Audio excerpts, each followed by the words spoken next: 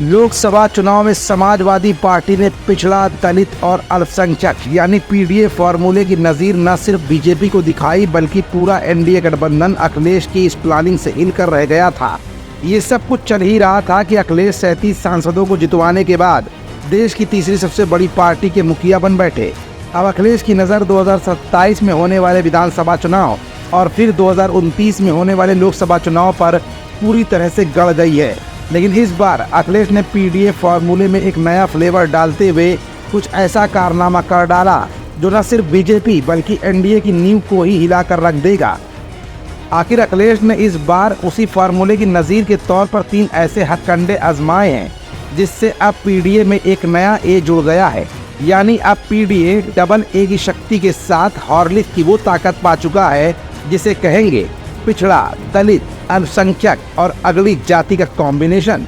ये हम नहीं बल्कि आज की इस रिपोर्ट में ये तथ्य आपको ये सब कुछ दिखाएंगे भी और बताएंगे भी।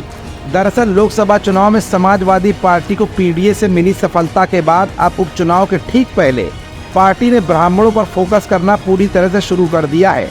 इसी वजह से अब समाजवादी पार्टी ब्राह्मण कार्ड चल रही है जो कभी बीजेपी खेला करती थी। राजनीतिक जानकारों का मानना है कि हाल ही में सपा ने माता प्रसाद पांडे को नेता प्रतिपक्ष बनाकर ब्राह्मण वोटों को अपने पाले में लाने की कोशिशों को धार देना शुरू कर दिया है।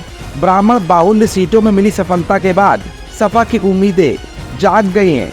इसी कारण ब्राह्मणों के साथ होने वाली घटनाओं में सपा का प्रतिनिधिमंडल लगातार जा रहा है। राजनीति से सटे बंतरा में हुई घटना पर सपा प्रमुख अखिलेश यादव ने सरकार से लेकर स्थानीय लोगों को घेर दिया था। इसके अलावा ब्राह्मणों के बड़े नेताओं में शुमार दिवंगत पूर्व मंत्री हरिशंकर तिवारी की प्रतिमा के लिए बन रहे चबूतरे पर योगी के बुलडोजर की कार्रवाई का विरोध किया। यही नहीं, इस मुद्दे को सपा ने सोशल मीडिया से लेकर सदन तक में उठाया था। अब इस कार्यक्रम में पार्टी के दिग्गज नेता शिरकत करने भी पहुंचे। इसके साथ पार्टी ने छोटे लोहिया के नाम से मशहूर पार्टी के पूर्व राष्ट्रीय उपाध्यक्ष स्वर्गीय जनेश्वर मिश्र की जयंती मनाने का निर्णय भी लिया। इस संबंध में पार्टी ने सभी जिला और शहर इकाइयों को निर्देश भी दिए।